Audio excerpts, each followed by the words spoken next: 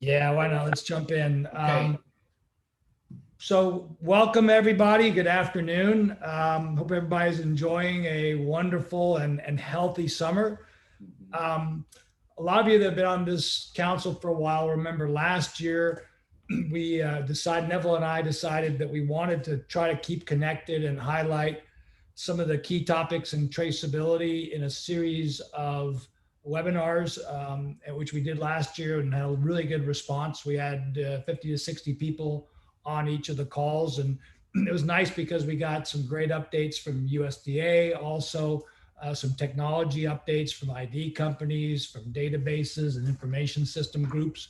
So we had a good chat with JJ Jones, the head of NIAA, and we really thought we might reintroduce this today and feature what has been a really good discussion between Cliff Becker, who's on the call. Hi, Cliff, and JJ, where Farm Journal is doing some really good research into traceability. And we thought we might try to sneak in and get a little bit of preview information. And Cliff and Greg Henderson and Portia Stewart, who's on the call today, were gracious enough to agree and to come join us today and present some of their information.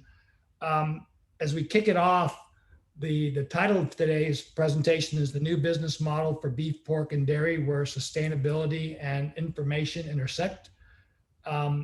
So it'll give you some insights into how the market's evolved, how the markets in each of the segments views traceability. And it'll give you a little bit of a feeling of how important this is becoming as a topic across the industry.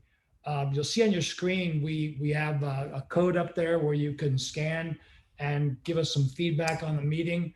Also, we're going to look really aggressively for you guys' input into topics that we will feature in the coming weeks and months. We'd like to be able to come back and talk a little bit more about the evolution of technology in the ID space, in the database space, in the traceability space, and in the information system space, because it's just getting so much more play. You may have seen an article that came out where Walmart is doing some very unique things and branding a traceability product within their system. So, a lot of these things are accelerating right now, and so it's a great time to revisit these things and make sure you guys are staying up to date with the latest developments. With that, I think I'm going to turn it over to Neville, and then Neville, I'll let you turn it over to Portia to get into today's topics. Okay, great, Glenn. And just to reiterate right off the top, please fill out that survey. We are very committed to bringing these programs to you as often and as necessary as possible, but we really appreciate your feedback on the topics that are important so we can make sure that all of these are pertinent as we go forward. So as Glenn mentioned, we have Cliff Becker with us today. I don't know if Greg is on. I didn't see him, but most importantly, we have Portia Stewart with us today, and she serves as VP for content over at Farm Journal. And I think those of you that are familiar with Farm Journal know they have a very long history in terms of doing comprehensive research in our industry, and have done many of their own surveys, but also help other parties do surveys. And I think probably one of the best examples of that would be the traceability survey that World Perspectives did, I don't know, 3-4 years ago when they did the white paper and what have you. And I think, Portia, am I correct that 2 years ago you guys put out a special research report on traceability? That was like the first part of 2020, something like that, right ahead of NCBA, as I remember. So I just remember it being the first part of the year, somewhere in there, but we all lose track of time. But I think ultimately sort of the generation of this is this is a somewhat of a follow-up with a little different twist and perspective. And this is brand new survey data that Portia is going to present. And we're fortunate enough at NIAA to have a sneak peek. So with that, Portia, thank you very much for being with us today. And we really appreciate you working on this. And I'll turn it over to you. All yours. Great. It's actually my pleasure to be here.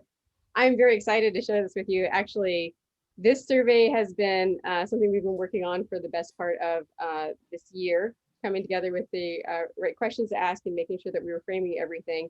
When I first joined Farm Journal in August 28th, 2018, and started working with Greg Henderson, we had a lot of discussions about what were some of the most compelling and important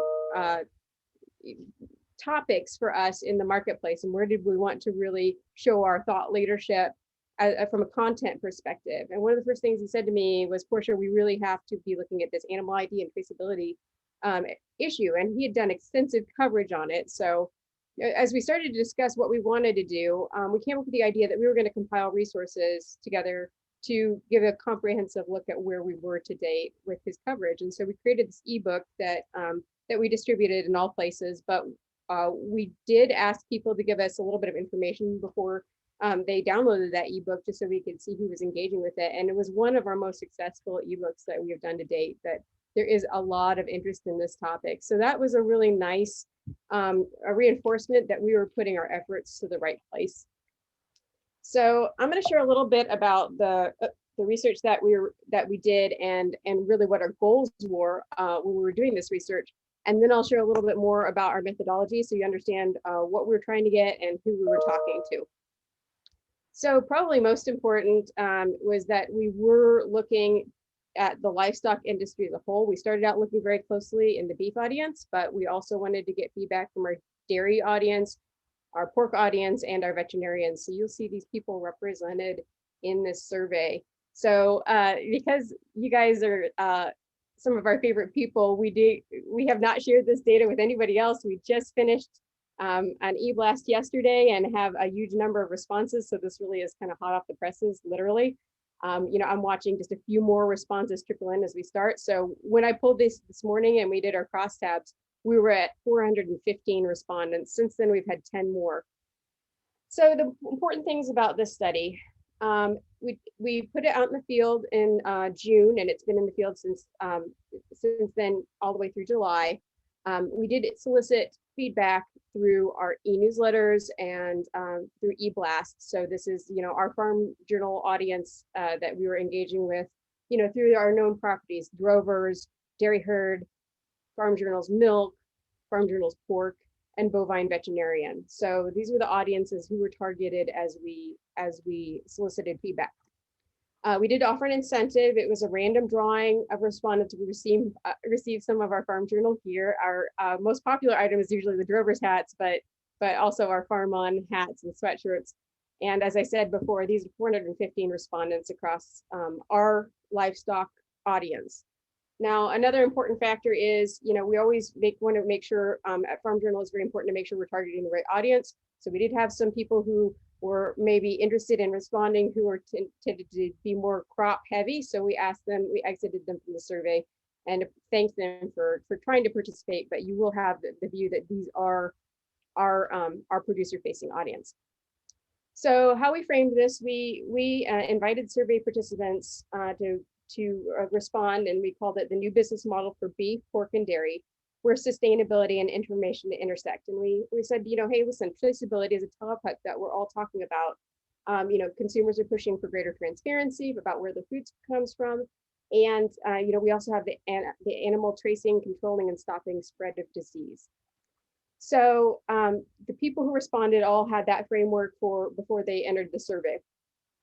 Now, the survey was over 24 questions and probably took 10 or 15 minutes to complete. So it's a pretty deep survey. What I have done here for you guys today is curate out some top level, maybe about 30 to 40%, really closer to 33% of the data that I'll be sharing with you today. But we've got a deep well that we're still, even as we're getting the last little responses trickling in, just to carve out and look at both by species and by different targeting by different answer and by their responses.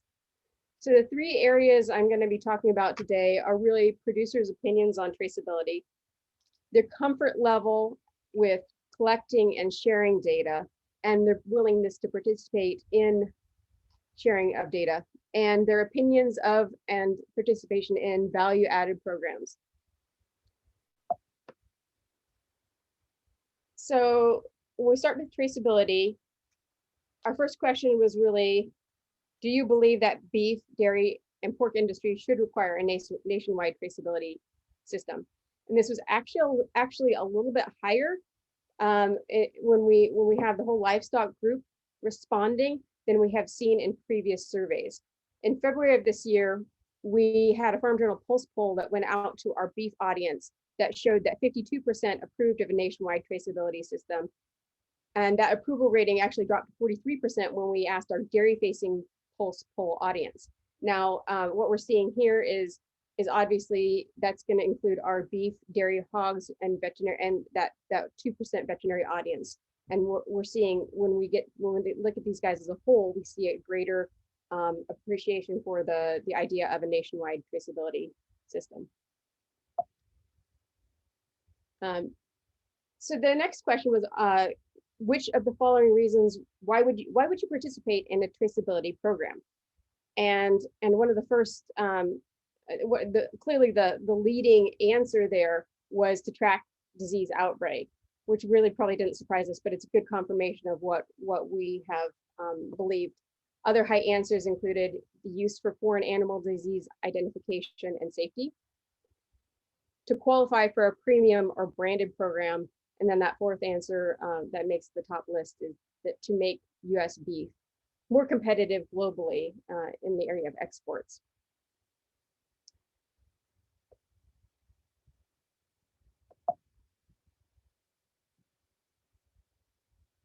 So next we asked, do you currently use RFID tags? And throughout the course of this survey, I'm going to share two types of information with you. I'm going to share with you the top line data, but I'm also going to share producers' own words about how they responded. Since we did have the opportunity to hear what they thought in their own words, we'll have some of those throughout the presentation.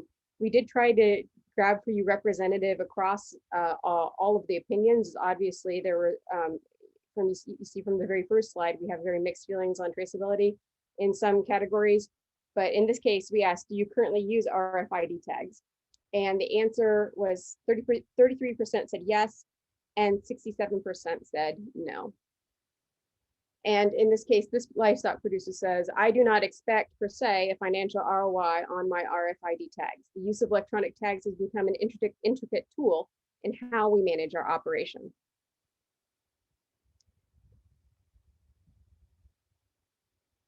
So an interesting side note actually on that slide was that when we look at those who favor a nationwide traceability system, 42% use an RFID tag. But if we actually look at the people who said they did not favor a nationwide traceability system, that number drops to 18% actually use RFID tags, which probably doesn't surprise us, but it's an interesting anecdote. We also asked, so if you're using, for those 33% who told us that they are using RFID tags, we asked them what information they're collecting with those tags. And animal ID was the number one answered by a long shot, followed by almost 50% who said they're a little over 50 who tracked the birth date, and about 51% animal movement and transportation. And as you can see, those numbers progressively drop. One livestock producer put it this way: unless RFID is required as part of a process of a verified program and premiums can be captured, traceability will be the cost of business. Wanted to pivot quickly and talk about data sharing. So much of what we're doing today involves data collection and data sharing. And right now we know we're at a pivot point where producers are having to make decisions about what they collect and what they're willing to share with partners. When we asked what would be a compelling reason for producers to share their data, their top answer was really that increased profitability. In fact, that's their number one answer, is they really need to see some level of financial ROI. That second, not even close behind, is increased consumer trust at 21%, and then 12% improve the position of the beef industry.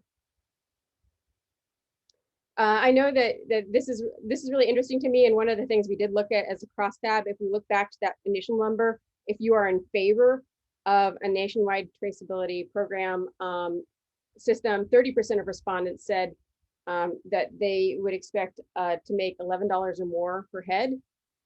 But if we actually look at those who are opposed to a nationwide traceability system, we're going to see those numbers shift a little bit. So let's take a look at what ROI they are expecting. So we asked, if you're getting an ROI, what is the level of compensation you would expect? What seems right to you?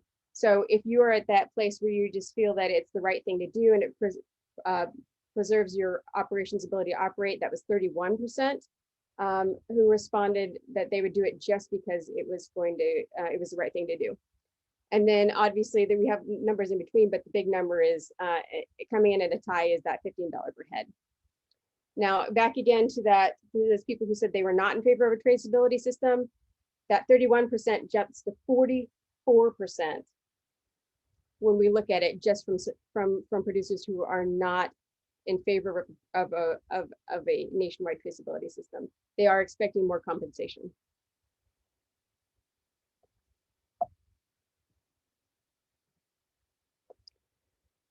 I wanted to dig in a little bit more on the opinions that producers expressed to us. And then so I'm sharing a few more of our verbatims of our producers telling us what they think about traceability in their own words. When we asked what factors determine the return on investment you expect, one producer said, I see the use of RFID and the sharing of data collected in conjunction with that usage as key to protecting the health of the nation's herds and to staying competitive in the world market through the ability to document animal movements and contacts, as well as to increase consumer trust in our product. The out-of-pocket expense of such is minimal in comparison to what is gained, so I don't look for any dollar ROI for implementing a traceability program, as the benefits are far more valuable than the cost to execute it. Now, I mentioned we did get a representative Cox section, so we have we pivot, and this next producer says, "Show me the money." Processors are not forced to pay more for the cattle with these tags, and they really never will be. This is another governmental feel-good thing being crammed down producers' throats. Regulations without compensation is just plain wrong. A third producer says, historically, changes to our way of doing business that are consumer-driven have had no long-term increases in profitability, but on the other hand, they have maintained our ability to remain in business. And finally, breeding and genetics, age, health status, and performance measures will allow processors to target specific customers and provide premium products to those buyers, while lower value animals with less information can go to the commodity and generic markets.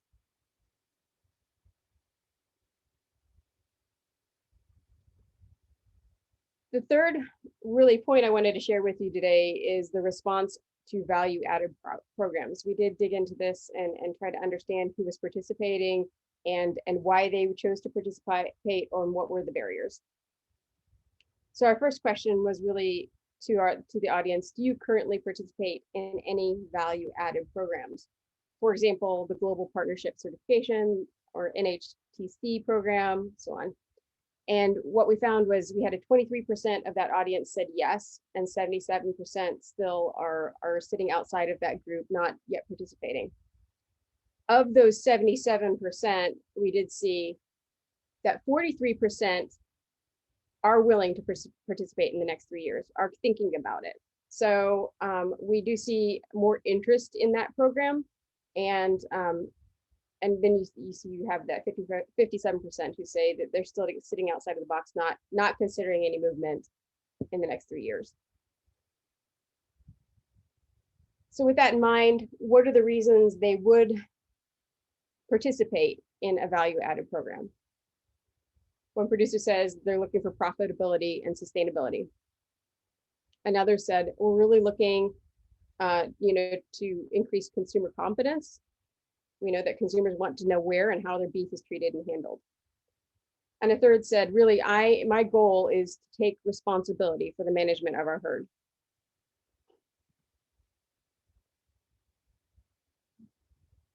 One producer said, traceability, animal welfare, and disease control are what are motivating me. I am looking to consumer expectations from paddock to plate. Another has highlighted the fact that they are trying to capitalize on their investment of progressive genetic selection and management and capturing added value by differentiating from market averages. And finally, to improve the price per pound of animals. Now, I've saved the best for last here. This is one of my favorite verbatims because this person spent a lot of time with our survey and really seemed to value giving us lengthy feedback. This is my favorite one from this producer tells us that he really thinks it is the future of the global economy. I personally do not believe in non-hormone treatments, but I believe we've come so far with our genetics that the pounds gained by implants is somewhat negated by the quality and improved gains we receive without them. I want to be a responsible rancher, and if that's what we have to do to improve our status in the world's economy, that's what is necessary.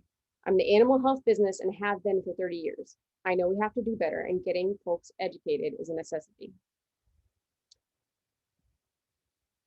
So those are really the broad strokes highlights of what we're seeing inside of this very first look at our data. As I said, we still have it out in the marketplace. We're still very much collecting those list data points, seeing those increases even from today, continuing to trickle in.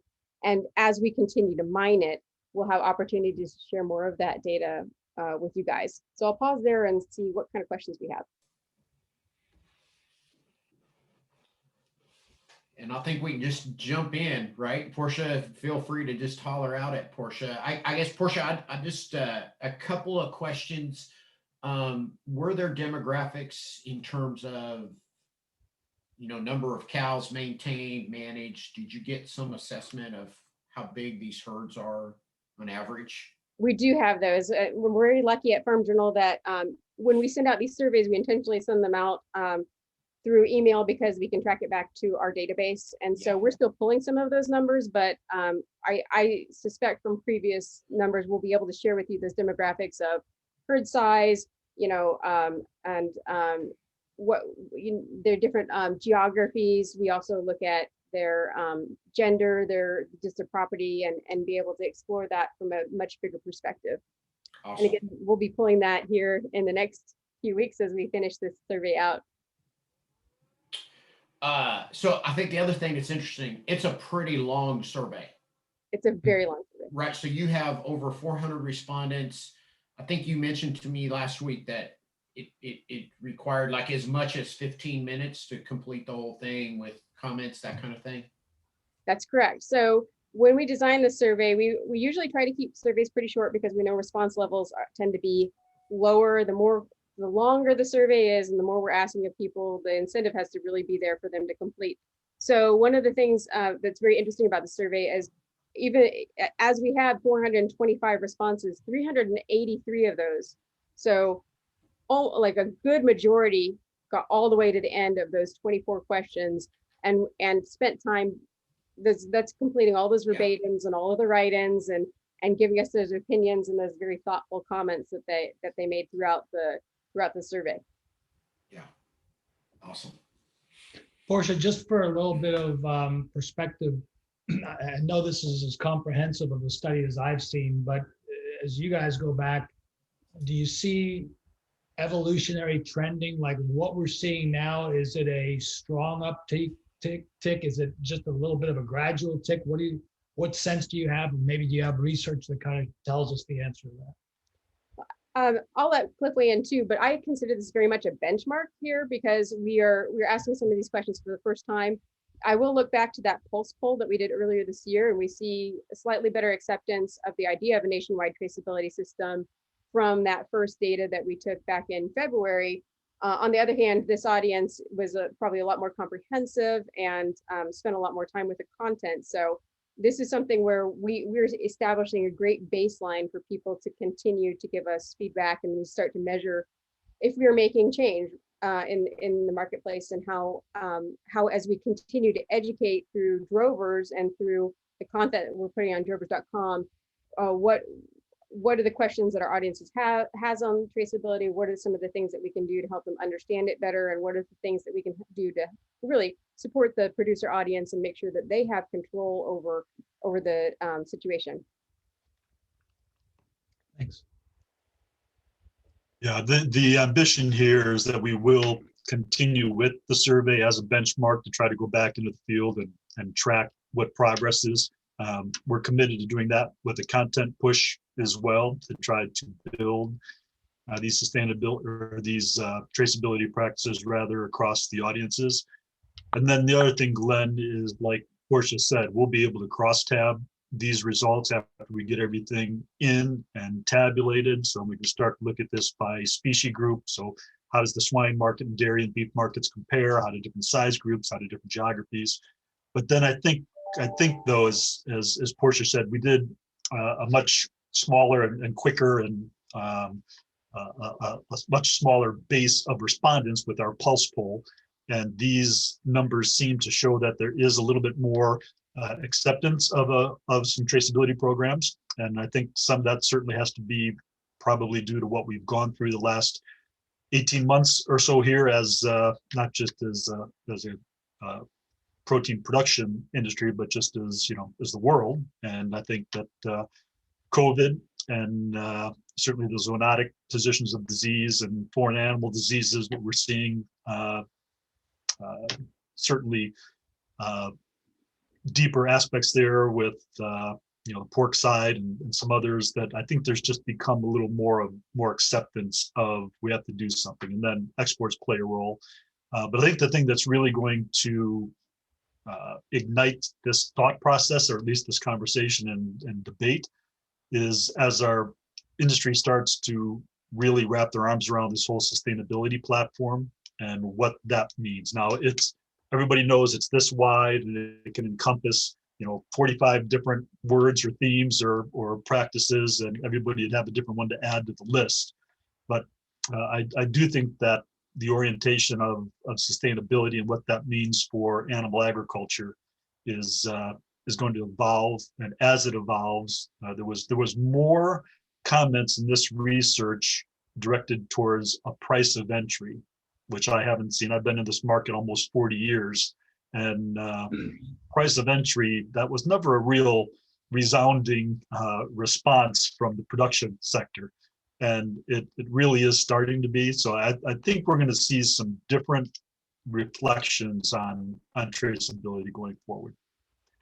Yes, really, traceability has those two fronts, right? The one that tracks diseases and to address the consumer issues, and the one that impacts the producer's bottom lines.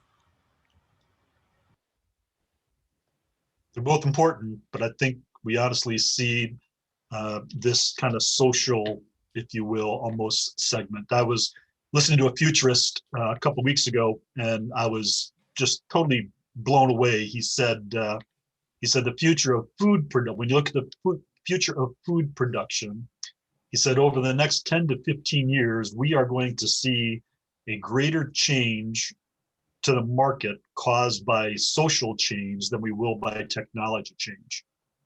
That's a huge statement. Now it's a statement, right? There's nothing, it's a futurist talking about what he thinks is going to happen going forward. But even just the thought of that, I think is pretty astonishing. Yeah, and the sense I've got as well, just for what it's worth, is you've got USDA very aggressively still putting millions of tags out into the market, RFID tags, and those people are starting to look for information. I mean, right now, again, RFID can provide some data points, but turning that into information, people are trying to find those connections. How do they do value-added marketing? How do they get more value out of their relationship with their breed association or other groups? So I think we're at that early stage of people getting more comfortable with the technology that's been here for a while, but now saying, what more can I do? And I think once they get the answers to those questions, I think you start to see it exponentially.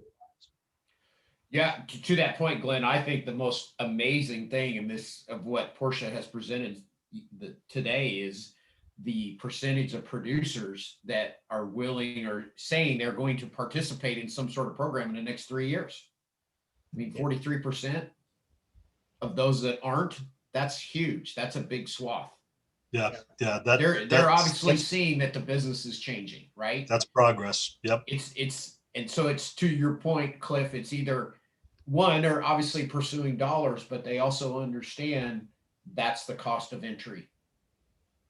You know, for those of us that are a little grayer in the hair, you know, Or half we hair. saw, we certainly saw this with the swine industry back in, you know, the 80s, late 80s.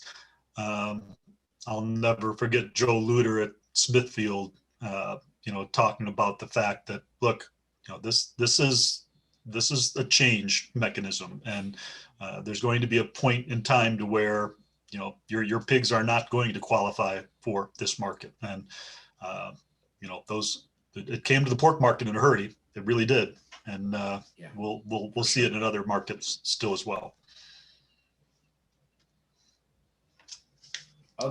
Any questions for Portia?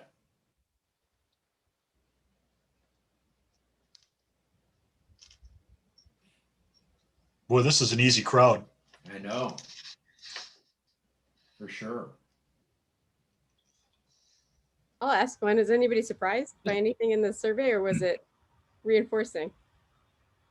Hey, Morgan, I apologize, I'm gonna cut in here. Morgan, everybody seems to be on mute. Is that a mandatory mute, or do they have the ability to unmute themselves? They're automatically muted, but they are able to stop. Somebody's off mute. Yeah. They're able to unmute their self. So Okay, so guys, if you might be like me and you might be talking and you're still on mute, just go to the bottom of your screen, left, unmute yourself, and then we can get your questions taken care of. Like the Workday ad, right? Workday. Hey, Glenn, this is Dave Hekmovich, Washington State. I have some Hey, input hi. too. What I found was surprising is on the question up under producers' opinions on traceability is, do you currently use RFID tags? 33% said yes and 67% said no. And you were talking about demographics. So I would like to know if you could break that out by veterinarians versus a producer, because our effort with USDA is really getting regulatory tags out to those veterinarians for heifer replacements, et cetera, like that. Do you have any information on that? That's certainly a crosstab we could do. Now, keep in mind that the number of veterinary respondents we have to date is just that 2% number. So when I'm looking at the survey results right now, we really have only 8 of the respondents were veterinarians. Predominant 330 were that beef cattle audience. Well, and I also do agree with you. Producers are still learning how using RFID and incorporating that with electronic processes will enhance their herds. They want to, but they still haven't quite figured that out. And the early adopters, we're working with them right now, but they're still hunting, pecking around how to do that. So that's one of the things we're going to try to direct our attention to at Drovers, is to bring those practices and benefits of traceability, what that can mean to, you know, both production efficiencies, genetic, you know, improvements, and then obviously profitability behind that as well. Plus what we can do from a consumer attribute side as well, exports, all the things that come along. But that's certainly the objective of trying to kind of translate this research back into applicable information dissemination back to the production marketplaces through our vehicles, Drovers Pork and our dairy group. So I'm going to segue off of that question then, is because our focus has been usually at either end of the spectrum when it comes to tag. He's either starting at the producer level or veterinarian, or how about working backwards? And let's remove the slaughter facilities out of this, but going back to another entity such as your feeders, that a producer could see a value going forward to a stocker or a feeder type of operation. Do you have any feedback on that? So again, I think once we get to the crosstabs, we'll have a little more definitive, hopefully, support for how those, how the survey translates back into those different production segments. But certainly, there's such a different dynamic in the beef cattle market realistically, because that either that feeder is going to have that direct interface with the packer, right? And they'll be the ones that probably end up with the most defined value-added programs to transfer over. So it'll be interesting to see where those all fall. But as soon as we have the research done and tabbed and everything else, we'd be glad to, come back and shed a little more light on where we are. Maybe we can get a little more definitive with some of the answers. Well, I appreciate that, because I know we're working really hard out here and trying to think of different avenues and venues to take for this outreach and education and support. So your presentation was valuable. So thank you. I will make a little press for the kind of presser here for the content too. Like you guys are the first ones hearing about this, so new that we don't even have it on Drovers yet. But remember, we just covered here traceability and data sharing and that value added programs. Other things that we did look at and haven't had a chance to dig into in the survey will include, the usage and uptick of like whether or not they're using farm management systems, other technology that they're using on the farms, some of the other issues around, wearables and what kind of data are being collected with that, and just their opinions of where there is value in a traceability system and limiting factors to adopting new technology. So we're covering kind of a broad spectrum of topics as well that we just haven't had the moment to dig all the way into. So we hope to be able to share more with you soon. Thank you. I appreciate your literature, your writings. Thanks.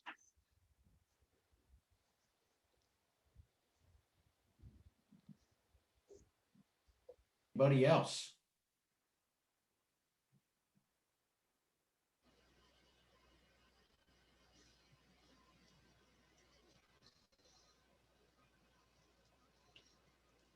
Portia, you stumped them all. They're I all in get that a lot. shock. Pretty scary. Yeah.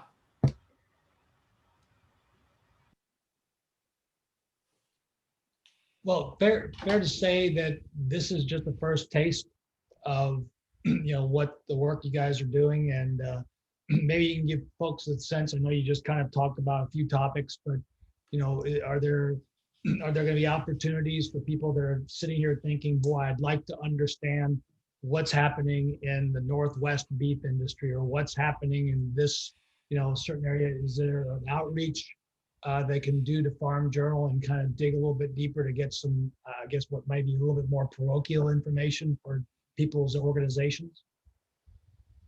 I would welcome anybody who has questions after this as well. If you're sitting around and thinking about something and had a follow-up question, please don't hesitate to reach out to me. My email is pstewart@farmjournal.com, Greg Henderson, ghenderson@farmjournal.com. And unfortunately, Greg wasn't able to join us today. He actually became a grandpa early this week. So, we're, he's obviously, enjoying this first few days with his grandson, but don't hesitate to reach out to us or Cliff, cbecker@farmjournal.com. Hey, Portia, this might be a repeat question. I apologize if it is. I dropped off switching from the pickup to the hotel lobby. But was there were you able to determine a median age of the responders, just to get a sense of, young producers, older producers, middle age, mid-age, whatever they might fall in?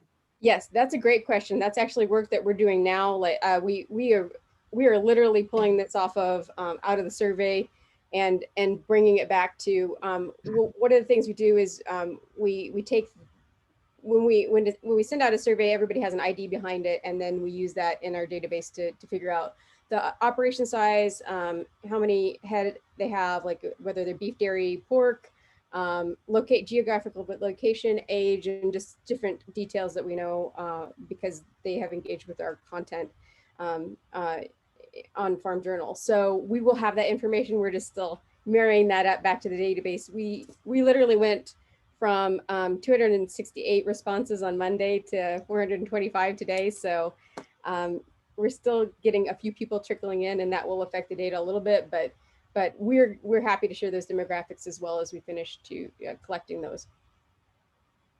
Hey, Portia, just to that point, it seems like you got a lot of written comments. Was it somewhat higher than normal? And so I think that sort of answers maybe a little bit to Phil's question that maybe younger, I don't know, whatever it is, or it's a passionate topic. Yeah, we had a lot of engagement with this, and the length of the verbatims certainly, and also just that we would feel very happy to have had the 250 or 300 responses to get all the way to the level of engagement we've seen with this, with just one e-blast and sharing in the e-newsletters means that this is, we hit a hot topic here.